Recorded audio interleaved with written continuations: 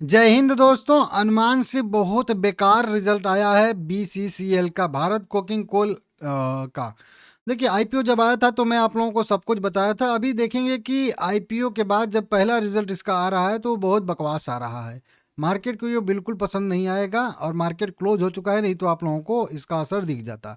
Compare करके हम लोग देखेंगे कैसा रिजल्ट आया है। पहले तो रिजल्ट ही देख लेते हैं। टोटल वैल्यू इन करोड़ में दी गई है, तो इसी को हम लोग यहाँ पे सब कुछ देखने वाले हैं। ठीक है ना, समझ लीजिएगा। अब टोटल वैल्यू इन करोड़ में दी गई है। थोड़ा सा रिजल्ट फिर से रिफ्रेश हो गया है, नीचे चला गया है। ठीक है ना। अब यहाँ पे देखिए, सबसे पहले अगर देखेंगे इसका रिजल्ट हम लोग यहाँ पे, तो रेवेन्यू इसको जो आया है इस बार, टोटल रेवेन्यू 2853 करोड़ रुपए का आया है। समझ रहे हो आप लोग। पिछले क्वार्टर में यह 3041 करोड़ था और इसके सेम क्वार्टर में 3756 करोड़ था, या 60 करोड़ कह लीजिए।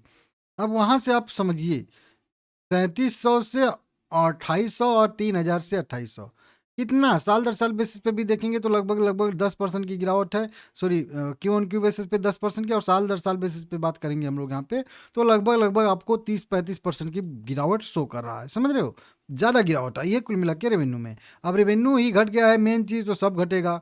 ऑपरेटिंग प्रॉफिट की, यहाँ पे खर्चे की बात करेंगे तो खर्चा इस बार बढ़ के आया है। लगभग 2,922 करोड़ का खर्चा आया है।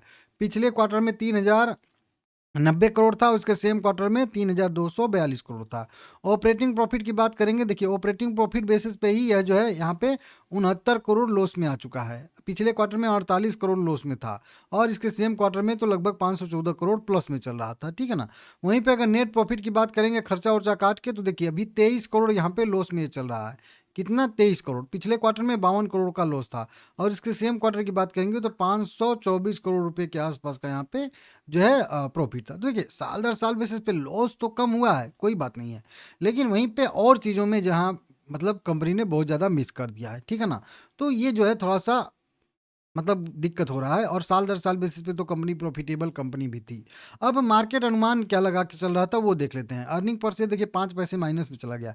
पिछले क्वार्टर में 11 पैसे माइनस में था, और सेम क्वार्टर में 91 पैसे प्लस में था। अब मार्केट मान के क्या चल रहा था वो समझा देता हूँ। देखिए, रेवेन्यू की बात चल रही है। रेवेन्यू 3200 करोड़ रुपए के आसपास का इस्टीमेट मान के चल रहा था मार्केट। आया है कितना, लगभग 2800 करोड़ रुपए का। लगभग 14% जो है मिस हो गया है, अनुमान से कम आया है। ठीक है ना। पिछले क्वार्टर से छोड़िए, अनुमान से कम आया है। नेट लॉस की बात करेंगे या नेट प्रॉफिट की बात करेंगे, यहाँ पे हम लोग 121 करोड़ का यहाँ पे अनुमान था, आया कितना है, 22 करोड़ 23 करोड़ लॉस। ये भी मिस हो गया है। एबिटा लगभग 650 450 650 करोड़ के आसपास की संभावना थी, आया कितना है, 33 करोड़ यहाँ पे। ये भी जो है मिस कर गया है। ठीक है ना। ज़्यादा सा मार्जिन 18 साढ़े 18% का अनुमान था, 1-2% का यहाँ पे मार्जिन आ रहा है, यहाँ पे भी मिस है। तो कई सारे पैरामीटर कह लीजिए या कई सारे मुद्दों पे यहाँ पे रिजल्ट थोड़ा सा वीक आता हुआ हम लोगों को दिख रहा है। तो इसके वजह से शेयर में हो सकता है कि अगले ट्रेडिंग सेशन में गिरावट थोड़ी बहुत देखने के लिए मिले। लिस्ट हुआ है तब से कुछ ज़्यादा कमाल भी नहीं किया है, जहाँ पे लिस्ट हुआ है वहीं पे ट्रेड कर रहा है, थोड़ा बहुत ऊपर नीचे करके। ठीक है ना।